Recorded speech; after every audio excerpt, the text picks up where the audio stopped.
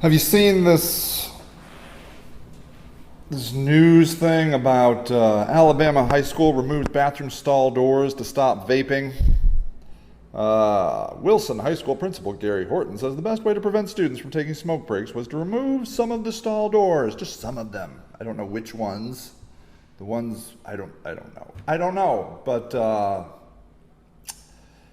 apparently there's a vaping problem going on in the world, and this principal's like, I got a solution. No stall doors. And this is interesting, right? Because it makes you ask, well, yeah, I guess. I mean, you could also probably see the vaping smoke come out the top, but no. I get it. Removing the stall doors, great idea. Great idea. You'll be able to see right in there what all those crazy kids are doing. And then ultimately, you have to kind of ask yourself, well, is that cool? It will probably make vaping go down in bathrooms. I would think, right? It will make vaping go down in bathrooms. And then you have to say, well, okay, getting rid of stall doors in bathrooms is probably gonna get rid of a lot of behaviors we don't like. Napping at work. Can't just go into the bathroom and nap in the stall if you ain't got a stall door, can ya? Nope. Can't, send a private text. Just more productivity. Get rid of stall doors, more productivity. It's good. So the question is, do you have a right to a stall door? Do you have, at work, do you have a right to expect that there is going to be a door on your bathroom? I mean, where does it draw the line? I mean, do you deserve any privacy? Maybe we should just put toilets right in the middle of the hallway. I mean, that would probably clean up some illicit behavior going on in toilets. You might say, well, that's going too far. Don't be stupid, Sage. And so I guess you might say, well, yeah, I mean, I'm not going to work at a place that doesn't have stall doors. But does your kid have to go to school where there's no stall doors? So I guess what I'm getting at is, do you have a right as an adult to stall doors? Or just privacy in general, like going to the bathroom? Is there a right to that?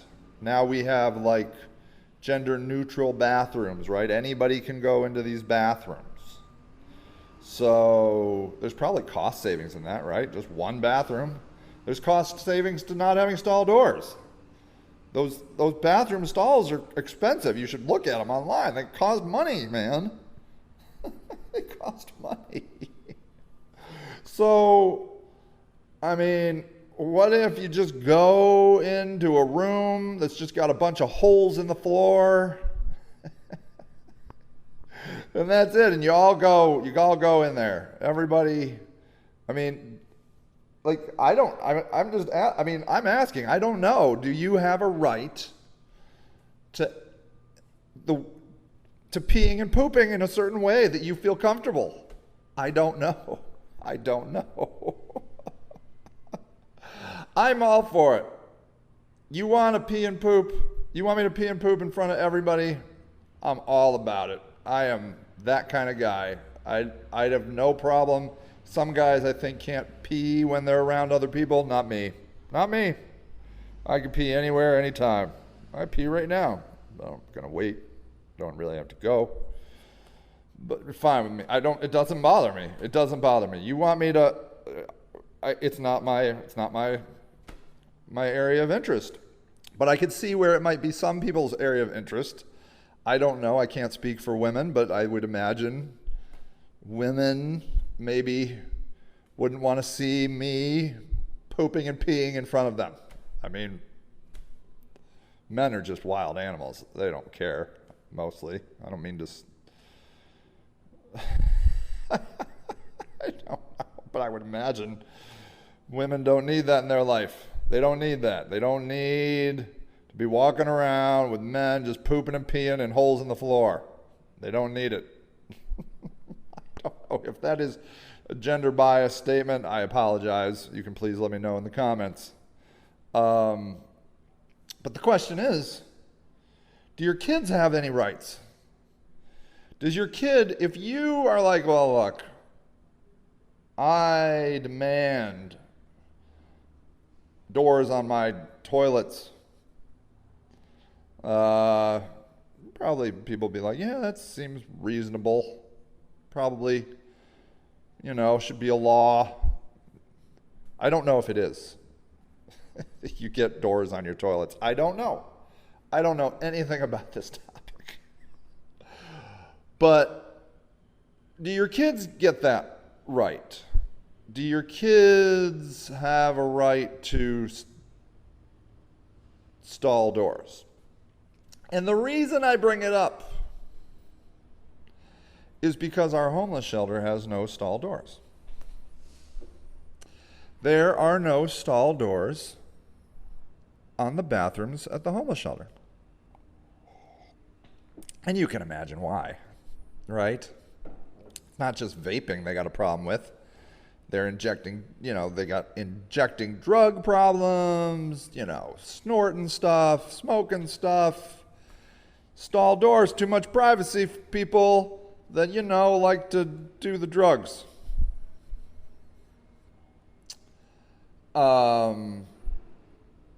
But the problem comes,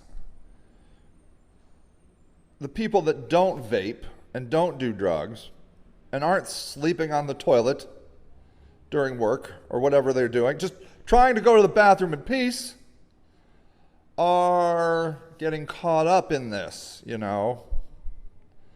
that you're like, look, I don't do any of that. I just go to the bathroom to go to the bathroom. I don't really much care to be in there. I just use it and I leave. But it would be nice if I had a door or a curtain or just anything so people don't have to walk by as I'm like, doing what I do in bathrooms, which is completely natural, yet disgusting.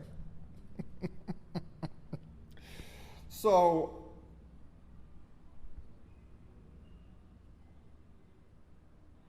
I would hazard a guess, and maybe not you probably are a more enlightened human being than the average human being, I would suppose. That you would be like, yeah, everybody should have the right to a frickin' door on their stall. But that's not true. Has there ever been an art? Why is it that this is a national news? That Alabama, and you know why, because we love to. Donald Trump loves Alabama, and I think liberals like to hate Alabama. So it's perfect, and then, it just fits into the whole national storyline, it's perfect. And, and you see a woman here that's got they're doing a video of this woman who's got an oxygen tube around her nose. She's overweight. She looks like a stereotypical person from Alabama, and if I had to guess, she's probably going to be like, those kids don't need bathroom stalls. I don't know what she's going to say. I don't know what she's going to say. I haven't listened to it. But what I can tell you is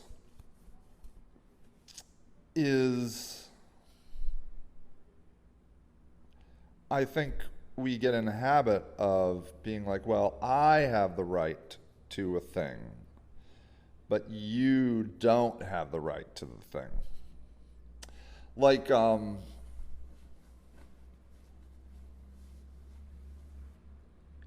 like corporate subsidies, for example. Like, welfare is bad to a conservative. Handouts from the government are bad until it's for your company. Then they're awesome. They're awesome. There's all these ways for Amazon not to pay taxes. Super cool. But, some low-life, no-good loser wants to eat. And you're like, wow, what has America become? Now we have to feed people?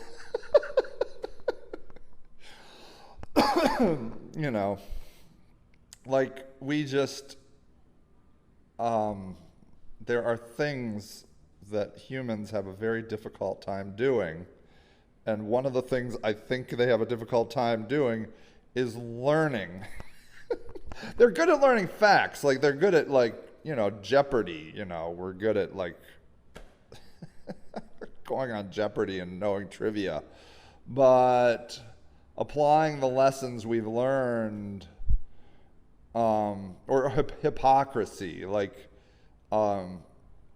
both sides of the political spectrum like to,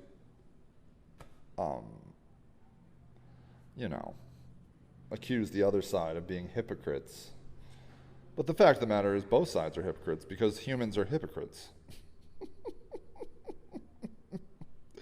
I was once at a meeting, and I was giving a speech, and about homelessness, and this woman was like, I was homeless. And I'm like, oh, wow. She's like, all these other homeless people are losers. I didn't ask for any help. I didn't get any help. I lifted myself up. I got myself out of homelessness. And now I'm no longer homeless. And I'm like, wow, that's awesome. And then I'm like, did you use food stamps? And she's like, well, yeah, I used food stamps. So you see what I'm saying? Like she can't see it. She can't see. She just believes that she did it all by herself, which is kind of an American ideal. What is that? Like American independence, or, pulling ourselves up by our bootstraps.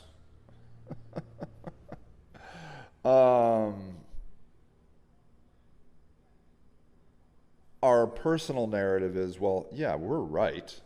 Everybody else is stupid and a loser. But I'm not a stupid loser. They're all stupid losers. And we all do it. Okay? Republicans do it to Democrats. Democrats do it to Republicans. I was talking to a guy that makes $14 an hour yesterday, and he was saying, well, these homeless people suck. They're losers. They need to quit doing drugs and get a job. And I'm like, well, what about the guy that is living under a bridge that has schizophrenia and is always yelling at people about how he's going to kill them because they're from the FBI or some bullcrap? And he's like, well, that's different. Well, what about the guy that just had his leg amputated, and lives in the woods? Well, that's different. That's different. But it's not. He'll go right back. 5 minutes after that conversation, he'll just go back and be like, well, homeless people are losers. Racists do it too. Well, I hate that race. Those people suck. And then you're like, well, what about this one? And you're like, well, that guy, he's fine. That guy's awesome, right? We all love that guy. But I'm just saying, in general, that race sucks. And so, we snap right back to our narrative that us and them. And I guess it's just natural that we do that. In fact, I think there are studies that show that people that, we have in-groups and out-groups, and we did it just for survival. Like, we're with these people, and those people suck, and we should kill those people because those people are coming for our food, right? And our women, our food and our women, And so I think it's ingrained in us. I don't know that we necessarily have to be angry at ourselves. In fact, shaming ourselves does nothing in anything. You're trying to quit drugs, alcohol, don't shame yourself. It's not going to help you at all. Studies have proven it. You just have a condition that makes you want to totally get blottoed. And, and there's very good reasons why you want to do that, genetics, behavior, just surroundings. So we don't, it's okay.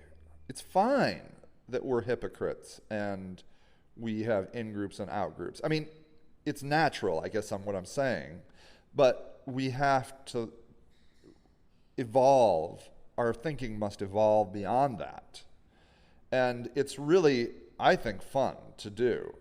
I was talking to a person who is in a mixed race relationship, and I was asking her if, do you ever say things that are offensive to the other person? And she's like, I say it all the time. It happens all the time. She's like, I don't mean to. I'm not trying to be offensive. I'm just, I just say these things happen. I say them and not thinking, and then you're like, oh, well, yeah, I can see how that could be offensive. And so, we can be racist or classist or genderist, not because we're evil, terrible humans, just because we're humans. It's very hard for us to get out of our own skin and be empathetic. But we can learn, right? We can learn to be more understanding of other people, So this bathroom thing, does a person have a right to a door on their stall? Hell yeah, they do. Because it is very psychologically uncomfortable to have to poop while somebody's looking at you. It's cruel. It's cruel. And I don't care if it's your executive office suite or your kid's school or the homeless shelter. Everyone has the right to a door on their doggone stall. Now, I don't know about prisons. Okay. I don't know. Do they have a right to a stall door? Not sure. Don't know. Very good question. I'm not sure I can answer that.